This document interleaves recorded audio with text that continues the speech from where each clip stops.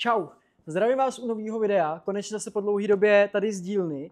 A já jsem teda chtěl původně ještě před tímhle natáčet video o Grenadírovi, abych vám řekl, jak se mi s ním jezdí, protože jsme najeli teď 20 000 kiláků a říkal jsem si, že by asi bylo fajn k tomu něco málo říct. Ale vymyslel jsem si ještě takovou hovadinu a navíc venku je teď docela hnusně po dlouhé době, konečně.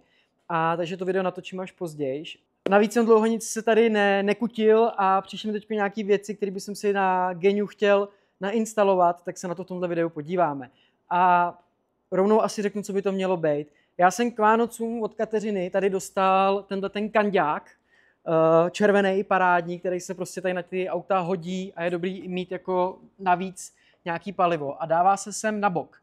A já jsem potřeboval vyřešit to, respektive už na to samozřejmě se dají dokoupit různý takový jako držáky tady, vyrábí to třeba jedna švýcarská firma, ale oni za to chtějí prostě nějakých 750 €, což jako se mi za to fakt dávat nechce. Jako vypadá to samozřejmě hezky, ale říkal jsem si, že než ty prachy utratím, tak zkusím prostě si nejdřív něco vyrobit sám. No a proto jsem tak nějak jako přemýšlel, co s tím budu dělat. A chvilku jsem jako googlil a hledal jsem něco obdobného a našel jsem na internetu takovejhle plát, který se dává, myslím si, že na GP Gladiátory, nebo co to je. A tenhle ten plát stál 3000, což je ještě taková cena, která se tak nějak dá. Samozřejmě, kdybych měl někoho s laserem, kdo by mi to jako vylejzroval a udělal, tak by to asi bylo ještě o něco lepší. A on vlastně, tenhle ten plát poměrně hezky sedí tady také na ten bok a navíc není tak jako vysoký a vošklivý, mastodontní, jako dělají ty Švýcaři. Já ho tady budu muset i říznout a musím vymyslet, jak to přidělat vlastně tady na ten bůček. A co jsem jakoby tak koukal na videa, tak jsou taky různý varianty, jak oni to sem chytají. Oni využívají vlastně těch madel, které jsou tady, ale pak ty držáky vedou až také nahoru a moc se mi to nelíbilo. A samozřejmě se to chytá tady do těch ližin. Já jsem si kdysi z Amazonu objednal takovýhle adaptér, který vlastně vám tady udělá to, že máte tady šroubeček, takže toho chci využít, dám sem ještě potom druhý. A pak tady je vlastně tenhle ten takový okap, za který je chycená i třeba zahrádka tady nahoře a on tady takový rantlík. Takže já teď potřebuji vymyslet, jak tady udělat nějaký takový pěkný háček, abych tam potom mohl chytit dva tyhle ty profily. A mám poměrně i radost z toho, zaostří to na mě nějak, mám fakt radost z toho, že se mi tady povedlo v železářství. Bohužel prostě tady mám 200 metrů od sebe prodejnu železa, takže prostě já tam utrácím furt strašně peněz.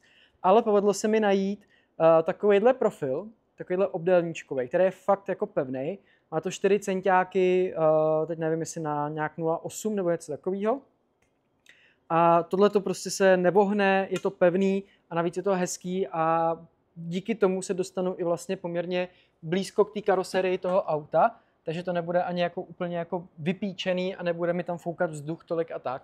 Takže já teď potřebuji vlastně vymyslet, jak tady udělat nějaký zobáček, kterým já to chytnu tady za ten rantl. No a jakmile to vymyslím, tak tady budu mít přidělaný dva tyhle ty profily, na který já potom už nějak jako hezky vlastně už jenom přidělám tenhle ten plát a na ten já potom budu moct přidělat, co budu chtít. Buď ten kanistr, nebo třeba nezávislý topení, nebo já nevím, prostě cokoliv potom. A myslím si, že to i hezky rozbije vlastně vzhled toho auta.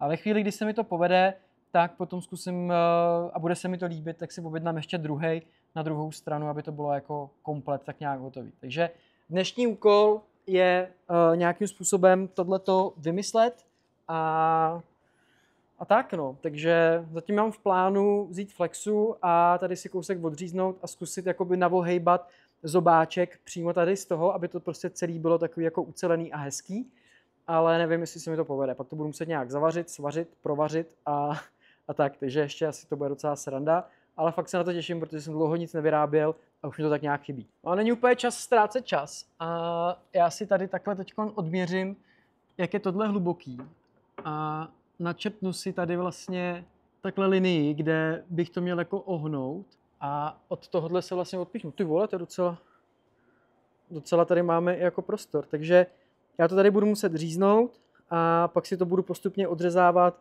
a navohejbávat a budu doufat, že to nějak trefím.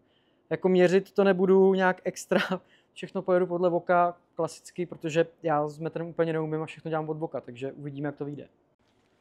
Tak já si nejdřív tady potřebuju tohle schovat. Protože nechci mít všude špony. Tak a potřebuju si tady fiknout kousek, aby se mi s tím líp manipulovalo. Takže já to můžu fiknout někde tady. Hlavně jsem si připravil brejle, že jo. No a teď tady mám tu lajničku a já si tady zkusím teda nějakým způsobem proříznout a začne se to nějak jako ohejbat, no. Tak já to hlavně nechci jako proříznout zbytečně moc. A tohle to bude část, která bude kolmo nahoru, takže já teď tady potřebuju vyříznout takový jako trouhelníček, abych to mohl vohnout a potom svařit. Takže jdu prostě pokračovat. A tohle se docela povedlo.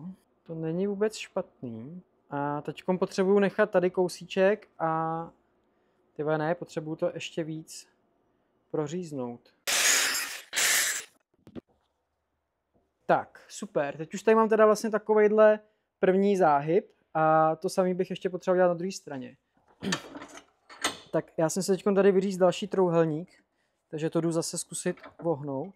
Teď jenom abyste chápali, co vlastně dělám, tak já už jsem si tady vytvořil tenhle ten háček a ten se potom takhle tady zahákne pěkně za tuhle lyžinku a já teď potřebuju to ještě dovytvořit sem a pak to vohnout na druhou stranu. Takže já si ještě potřebuji dělat jednu lineu tady zevnitř, aby se mi to vohlo ještě sem a pak to budu muset vohnout obráceně a pak to budu muset vytvořit celý ještě jednou.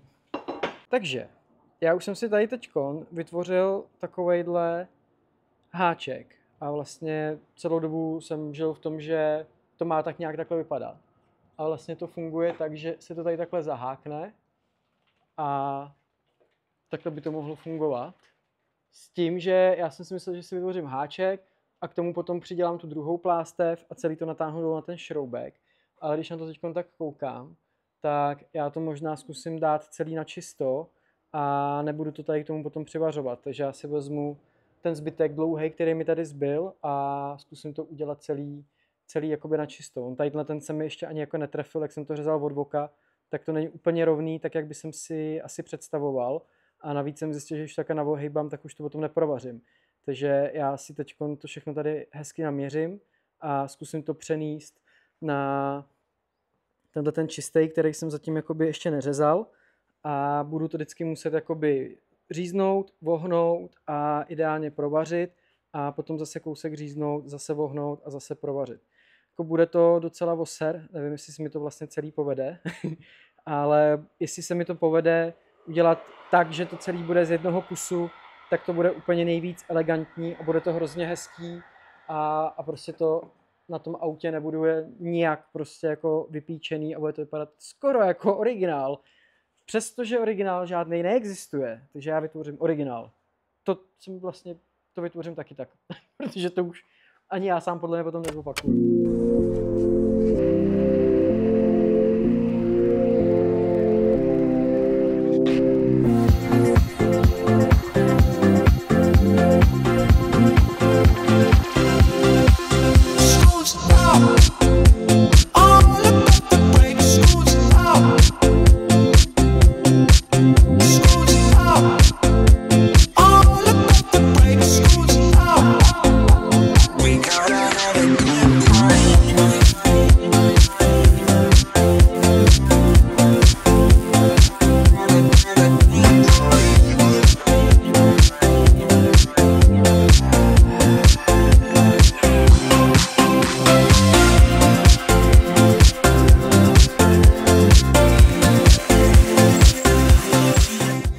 Mně se povedlo nakonec to udělat trošičku jinak a hned vám ukážu, co vlastně jsem vymyslel. Já jsem tady měl jsem si vytvořil na ten adaptér a podle toho jsem nakonec udělal už ostrou verzi, která vypadá nějak takhle.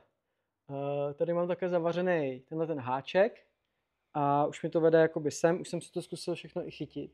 Ani se to nehne, je to teda pevný jako svině a teď už mi vlastně bude zbývat jenom to okopírovat, udělat druhej a ten potom dám takhle semka a zkrátit tenhle ten plech a teoreticky by to mohlo být hotový, takže To nejhorší mám asi za sebou, protože vlastně teď už vím, jak se to dělá a zkusím to nějakým způsobem dodělat a dovařit a jsem docela zvědavý, jak to dopadne. Ale myslím si, že jsem na docela dobré cestě.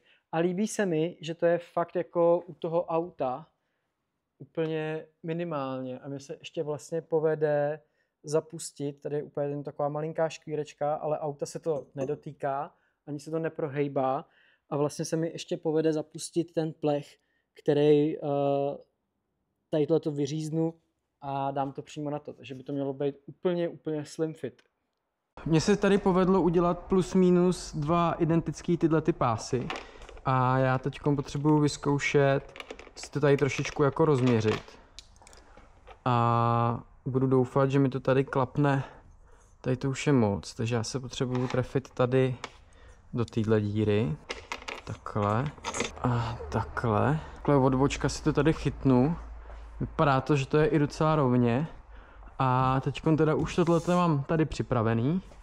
A já si teď budu muset naměřit ideálně, aby mi to tady takhle padlo. Ty vole, a hele, a ono to vyšlo přímo na ty díry, no tak to je úplně pecka. Takže já si potom tady vyříznu vlastně spodek tady toho, protože jak vidíte, tak je to takhle vlastně vohlý a je to taky jako 3D. Takže já díky tomu, že to vyříznu, tak to ještě víc zapustím vlastně dovnitř, tak to bude hezky ležet na tom. A v tu chvíli já ještě potřebuji vymyslet, kde to říznout tady, aby to bylo nějakým způsobem hezký. Ale tím, že to vychází takhle, tak si myslím, že tohle to bude super. A já to asi zkusím nejdřív říznout tady takhle u tohohle, aby mi tam zbyl nějaký materiál, aby se tam dalo hezky začistit. Takže já si tohleto jdu označit nějakým způsobem, ještě teda nevím jakým, že budu chtít říznout tohle, ideálně takhle a tady bych to chtěl zahnout. Takže já když se budu držet téhletý liny, tak si myslím, že by to mohlo být. Takže asi není potřeba to nějak dál rozmýšlet a já to jdu zkusit tady nějakým způsobem takhle načrtnout. Důležité je mít už vyčištěno na pracovišti. Jeho je takhle a druhá strana je takhle. Takže tohle já můžu asi teda takhle říznout. Co se stane, když to říznu blbě? Nic, jak to mají udělaný tady? Tady jediný co, tak vlastně tohle bude asi ošklivý, což je škoda, ale řezat to takhle a takhle by bylo taky asi ošklivý. Tak uvidíme. Tak, kde mám flexu?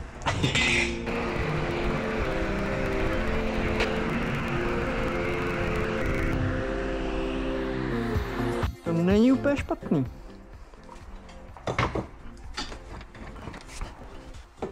Tak. To může to teda mohlo být takhle. No? Ty vole. To by šlo. Tam to trošičku zabrousím, to bude fajn. A já pak teda budu muset vymyslet ještě, jak říznout tohle, a to bych asi rovnou mohl zkusit. Takže potřebuju tohle dát pryč, tohle a potřebuju to říznout teda takhle. No a teďkon teda yes, ty vole, tak to je dobrý jak svině. Hoši, tak to je paráda. Tak, já to mám všechno zbroušený. A tady to mám tak nějak připravený. A teďkon teda poslední věc. Krásně, teď jsem si tady počmaral grenadýra. Tak já si to tady budu muset nějak teda naměřit. A zkusit teda tady chytit nějakým způsobem nějakou rovinu. A udělat si tady díry pro to sešroubování. Tak je to tady. Už mám svůj první tady prototyp, respektive vlastně doufám, že to tom bude ostrá verze, ale už se mi tady povedlo dát šroubky, přišroubovat to a teď to chci zkusit takhle zavěsit. Takhle. Tenhle by měl jít sem.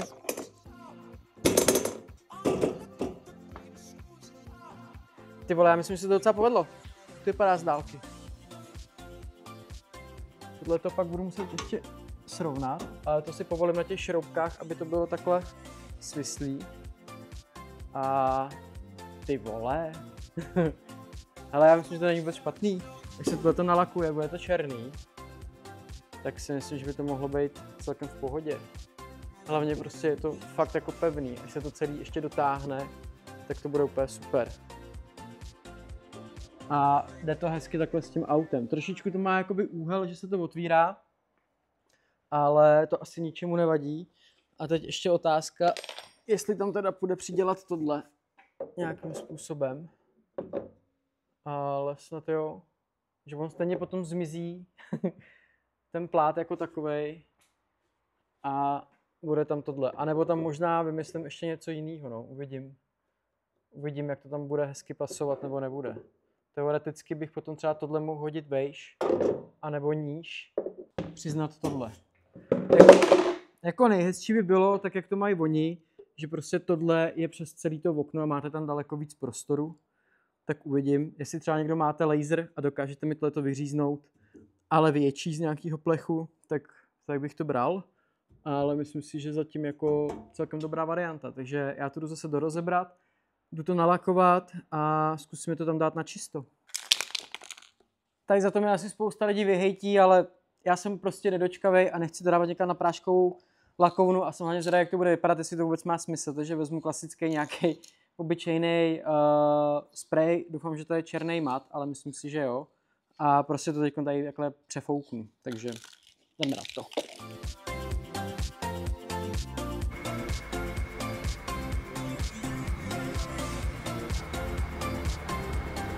Já si myslím, že už není víc co pokazit, takže já to jdu tak nějak složit a dát to pomalinku dohromady. Tak jsem zvědavý, jak to celý dopadne. Ještě to nebudu dotahovat fest, aby jsem s tím mohl trošičku hejbat.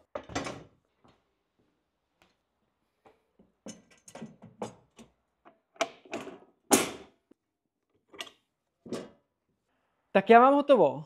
A nedalo mi to a rovnou jsem si na to přidělal tyhle ty držáky na ten kanistr. Takže to ještě tady mám špinavý, musím to všechno očistit. Ale už to prostě takhle nainstalovaný na autě. Ve výsledku to vlastně nevypadá tak špatně, celkem se mi to líbí, ale jediný, co mi vlastně mrzí, je, že tenhle ten panel je takhle vlastně uzonkej a mně by se prostě líbilo, kdyby to bylo takhle přes celý ten bok. Dá tam zkusit dát ještě ten kanistr, abych viděl, jak to vypadá celý jako komplet a asi už to budeme moct nějakým způsobem uzavřít. Takže jdeme tam nasadit kanistr a uvidíme. Kanistr tam nějakým způsobem padnul a drží tam jak přibitej. Nic se tam nehejbe a hlavně se mi to strašně líbí, jak to vypadá na tom autě. Opravdu jako, když se na to takhle podíváte, tak to hrozně hezky rozbilo ten zadek toho auta, ten design a navíc ten červený kanistr vypadá fakt skvěle. A časem bych určitě rád i vlastně tady na druhou stranu měl něco podobného. No a když už jsem u toho, tak jenom tak jako pro pobavení, já jsem tohleto, co je dneska čtvrtek, já jsem začal dělat v úterý a ve středu jsem to nějakým způsobem dodělal. A když jsem tohleto dodělal a přijel jsem domů a otevřel jsem si Facebook, tak na Facebooku ve skupině o grenadýrech vyšel článek, nebo někdo tam sdílel odkaz, že Poláci udělali tyhle ty přesně mole platey na bok. Úplně nádherný, krásně sedějí vlastně po celém tom okně jako takovým. A navíc to mají chycený na 3 bodech takhle a ještě vlastně na 3 bodech tamhle nahoře a mají to vlastně chycený tady do těch šroubečků, které už tady jako jsou. Takže to vypadá fakt pěkně. Vejde se to tam i vlastně, i když tam je ta zahrádka. No a nejlepší na tom je, že prostě Poláci tam měli nějakou akční cenu a měli to za $250, takže plus minus 5 000, 5 500 jakoby za jeden, což mi přijde už celkem adekvátní. Já jsem znovu koukal ještě na ty Švýcary a ty to fakt měli prostě za nějakých 790 € nebo něco takového jeden. Takže kdybych si to u Švýcarů kupoval, tak mi to prostě stojí, já nevím, 1500 €, což prostě vůbec nedává smysl takhle za 2 plechy. Což byl i důvod, proč jsem se do toho pouštěl ale nevěděl jsem, že prostě to vymyslej Poláci a že to udělají takhle levně. Koukal jsem se všude možně na eBay a tak dále, jestli najdu něco podobného, ale všechno byly taky divné varianty, které prostě by mi nesedly se zahrádkou a tak, ale Poláci to prostě vymysleli a myslím si, že když prostě já jsem to objednával, já jsem to včera objednal teda rovnou, protože mi se to fakt jako líbí, jak to tady vypadá na tom boku, chci tam mít přidělané nějaké věci. Vlastně jsem spokojený s tím, jak jsem to udělal já, ale od nich to prostě je to na ohybaný plech, tak jak má být a není to prostě vlastně tak jako humpolácký, jako jsou tady ty moje držáky. Takže jsem si to objednal a prostě stálo to nějakých $500. To mi prostě přijde adekvátní, protože mě, jestli to materiálově, když bych vzal prostě to železo, ten plate, tak to stálo nějakých 3,5 tisíce, takže OK, nemohl jsem vědět, že něco takového vymyslej, takže jsem vlastně o ty 3,5 tisíce jako lehčí, ale zase jsem se aspoň zabavil, mohl jsem tady natočit nějaký video, naučit se nějaké nové věci, takže já jsem spokojený a už se těším, až mi přijde z Polska ty 2 držáky. A na ty 2 držáky já dám určitě tady na jednu stranu kanistr a na druhou stranu vymýšlím, nebo bych rád nějak vymyslel chycení nezávislého topení, aby až pojedeme do Norska, tak aby prostě jsem ho vždycky jednoduše tam natáhl a prostě nějak vyvet nahoru, nebo ještě to musím nějak vymyslet, nebude to úplně jednoduchý. Tak, rozhodně díky moc za shlédnutí a vidíme se snad brzo u dalšího videa. Čau.